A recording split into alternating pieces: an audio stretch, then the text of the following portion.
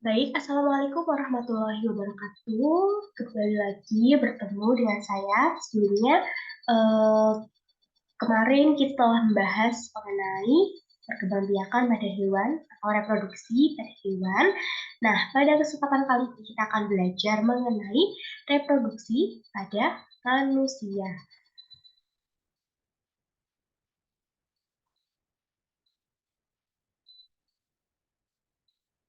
Nah, di sini perkembangbiakan pada manusia itu bertujuan untuk melestarikan diri agar tidak punah, di mana proses perkembangbiakan pada manusia itu diawali dengan pembuahan atau bisa juga disebut dengan fertilisasi. Nah, fertilisasi ini merupakan peleburan sel sperma dari organ reproduksi laki-laki dengan sel telur atau ovum dari organ reproduksi perempuan yang terjadi di dalam rahim. Nah, kedua sel yang melebur menjadi zigot yang nantinya akan berkembang menjadi embrio yang membawa sifat dari orang tuanya. Nah, embrio ini kemudian akan berkembang menjadi janin dan akan lahir menjadi bayi setelah 9 bulan dalam kandungan. Selanjutnya di sini perbedaan antara pertumbuhan dan perkembangan.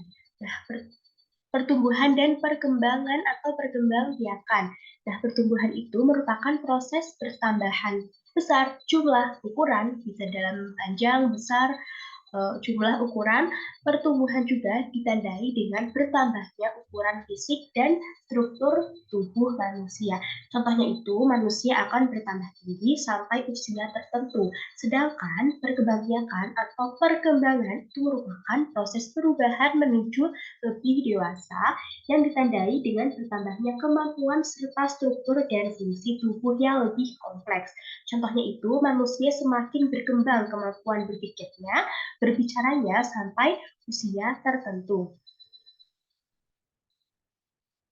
Nah, di sini ada perubahan pada masa pubertas. Perubahan pada laki-laki, di mana laki-laki itu mengalami pubertas apabila telah mengalami mimpi basah. Nah, mimpi basah ini berkaitan dengan mulai diproduksinya sel kelamin atau sel sperma pada organ reproduksi laki-laki. Ciri-ciri fisik perubahan pada laki-laki yang telah mengalami pubertas antara lain yang pertama, tumbuh jakun dan dada itu tampak lebih bidang, kemudian tumbuh kumis dan jenggot, kemudian tumbuh rambut halus di sekitar ketiak dan sekitar organ kelamin, lalu suaranya itu berubah menjadi lebih berat. Sedangkan perubahan pada perempuan yang telah mengalami masa pubertas, yaitu ciri-cirinya tumbuh rambut halus di ketiak dan sekitar organ kelamin, payudara mulai membesar, pinggul melebar, dan suara menjadi melengking. Nah, untuk perempuan sendiri dikatakan sudah mengalami masa pubertas apabila dia itu telah mengalami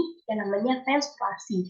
Nah, menstruasi ini merupakan keluarnya darah dari rahim melalui alat kelamin perempuan karena adanya penguruhan dinding rahim akibat ovumnya itu atau sel telurnya itu tidak dibuahi oleh sperma. Nah, kemudian yang terakhir yaitu cara menjaga kebersihan pada alat reproduksi. Tentunya, untuk menjaga alat reproduksi baik pada perempuan maupun pada laki-laki itu terdapat beberapa perbedaan.